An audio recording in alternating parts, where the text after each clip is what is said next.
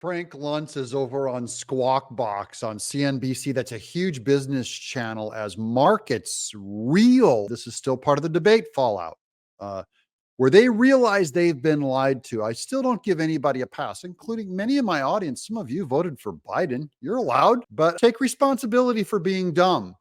Take responsibility for being naive. You were lied to, but we all have to own what we did. You know, if someone lies to me, I was dumb. I was naive. I shouldn't have trusted them. Should you have known better than to trust the media at 2020? I think we all should have known. Okay. Here's Frank Luntz on CNBC and really all of media, Squawk Box. Remember all of them. They owe everyone an apology. You just go up and say, you know what? I'm sorry. I lied to you. I lied to myself and I lied to you. Welcome to Doug in Exile. We do our best. I'm trying not to lie to myself, trying not to lie to you, trying to actually give you the news, even though I'm a huge advocate for Trump. I have huge bias for Trump. That does not mean I lie for Trump. In my entire professional career, I've done 32 debates. Never has someone performed, and I was very upset with Donald Trump in 2020. I have never seen a performance like I saw last night. My focus group all came in undecided, all from swing states. 12 of the 14 swung to Donald Trump. That is a lot to unpack. Okay, that's Frank Luntz. He's a famous poll guy with the dials and everything. He was a huge anti-Trumper and complaining about Trump. And now he's going, I never saw anything like that debate in my professional life. You will never see a debate like that. First of all, Trump did better than probably his entire career. It doesn't make him the best, but it means best for his career. However, most agree Biden had the worst debate performance in the history of televised debates we've seen. No one's done worse than that. So this is historical. But the biggest thing I wanted to show you is he got a bunch of swing state voters to do this. And we'll hear from some of their feedback later, but 14 swing state voters, 13 of them came in neutral. 13 of them decided for Trump. And he said, he's never seen that before. And remember, guys, the whole election is going to come down to that middle, the neutrals, that exact group of people went 13-1 to Trump. Only one to Joe Biden. We've never had that before. Only one to Joe Biden. I want to meet that guy. Who's the guy who saw the debate and said, between those two guys, Joe Biden won. Don't be that guy. We are truly in uncharted territory. Now, and that's also the good news, guys. No one knows anything now. I don't know anything. I'm guessing. I'm bringing you news. I'm trying to find the truth, just like you are. That's part of what we do here in Exile. We share ideas. I read the comments. I go out and do all the research and bring it back to you. But it's not a dictation where I tell you what to think. It's a conversation where we go, oh, I found this. And you go, oh, I found that. So it's more of an exploration. Because we are in uncharted territory. That means the polls aren't going to be accurate. The voting isn't going to be formulaic. The way that both candidates act aren't going to respond the way they always have. The two parties, Democrats and Republicans, are not going to respond the way they normally do. The third party candidates like JFK Jr., it's all going to be opened up and weird. The Libertarian Party, who are stupid, who did not go for RFK Jr., but went instead for a pro-trans weirdo. I don't know what they were thinking. They're going like, why didn't we go for JFK Jr.? We had a chance, but they're libertarians, so that they have to make sure that they always lose and never get more than 1% of the vote. And what blew me away the most was that Joe Biden voters in 2020 don't want him on the ticket in 2024. That's the best news there is, you know who's the most against Joe Biden right now? Democrats. Democrats are going, though you were a very good president, and though I just voted for you 4 years ago, now we can't have you on the ticket. His own party, guys, Joe Biden's own party is campaigning against him. And just think of what kind of Trump win this is. Just think of yourself just 2 years ago. The Republican Party was split. Half of Trump's enemies were in his own party. And now the Republican Party is uniting around Trump, and the opposite is happening to Biden. The split is in their party, and half of their party are going against their candidate. And that's why we should all be smiling. What the reaction? You had 14 swing voters from these states. All undecided, all voting Republican and Democrat back and forth over the last 10 years. And boy, did they swing. And this is the most important thing. I've been telling you guys this now for over a year, right? There's Trump, never voters. I will never vote for Trump. And there's Biden, never voters. I will never vote for Trump. I will never vote for Biden. And there's a cluster in the middle. They're called neithers. They say they will not, they don't like either candidate. They hate either candidate. It's like 17% of the voters. Now, the one who gets the most, where those people just go, oh, heck, I got to vote. Fine. Trump, or fine, Biden. They close their eyes and do this.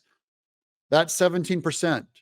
The one who gets the most of those undecideds or double negatives wins the election. And that's why this particular messaging from Frank Luntz on that amount of swing voters that were nones or neutral who all went to Trump, that's what this debate did, guys. Is those people are going, I am not screwing around anymore. This choice is no longer unclear. That debate convinced the Biden people that though they hate both, they hate Biden more and they love Trump more. That's what happened. So let's see. You hosted that focus group. Why don't we hear what they had to say? Let's listen in. He does not have the leadership qualities to survive for the next 4 years. Okay, now to that guy, some of these people are neutral, but I have sympathy for you. Fine, you're an uneducated voter. Fine, you were naive or whatever. But he said he doesn't have the ability to survive the next 4 years. Guy, you had no evidence that he was going to survive these 4 years. I mean, that guy, Joe Biden, I don't know how he made it this far. I don't even know how he's going to survive the next few months. They need a candidate that could beat Trump. Holy moly. He's not even saying he won't survive the next 4 years. He won't even survive the next few months, which those of us who knew that Biden was a cadaver in 2020 knew that he probably wouldn't even make it to the end of this year. May God help him live long enough to make it through his term. I'm not praying against him. I don't want him dead. I'm not saying that. I'm saying if you look at the guy, you go, am I going to bet on that guy living 4 years? I don't think he makes it through his first term at this rate. Well, back then, he was an unknown to me, really, at the time, and I had seen what Trump had done. And now that I've seen him in action or inaction, I just think if the Democrats want to have a chance at putting someone in the White House, they need to put someone else up. Now, this gal, she's smart. She's actually wise, and I like her. She voted for Biden saying, look, we didn't really know what kind of a job he would do. That's fair, right? I think I'm not going to insult you, okay? I think you're wrong or whatever, but I don't think you're evil, and I don't think you're dumb for saying whatever Trump did, he did pretty good. He did great with the economy, whatever. But, let's try Biden out. I get that. And she goes, this time she goes, whatever that was, I ain't voting for that guy again. The Democrats need to pick someone else. So I hear you on that. That lady gets good credit. The next guy does not.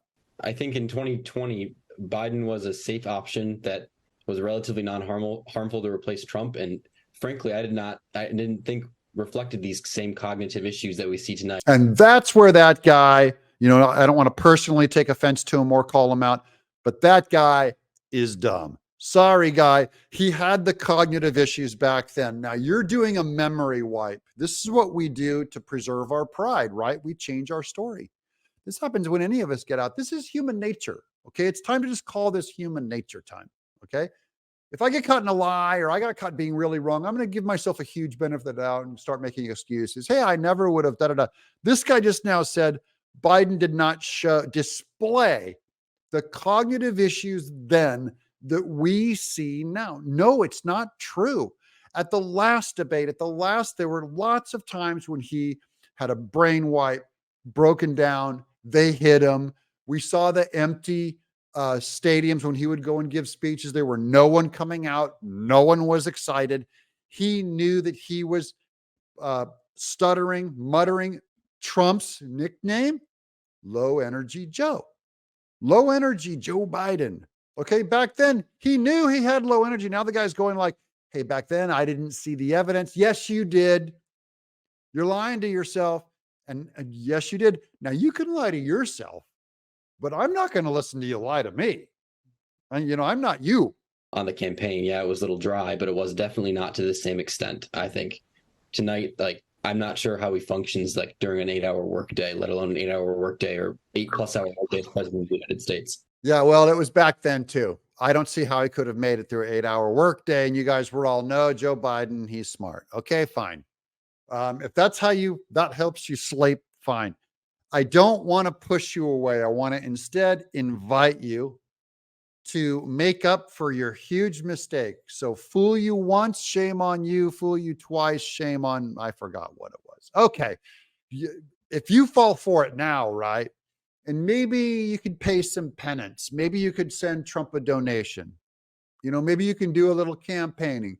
Maybe you agree to put up a Trump yard sign. For those of you in my audience, if you voted for Biden before and you thought and you bought the lie and now you're in for Trump, how about you agree to put a Trump yard sign out front, 2 weeks, a month before the election? That's your penance. I'm not even Catholic and I'm dishing out absolution to people. I'm terrible. Okay, this went way afield, but you guys get the idea, right? That's CNBC, the financial thing, bringing on to Luntz, who's saying, guys, Biden just lost. Now they have to replace him. That's the news. We've said this. They have to replace him. I'm Doug in Exile.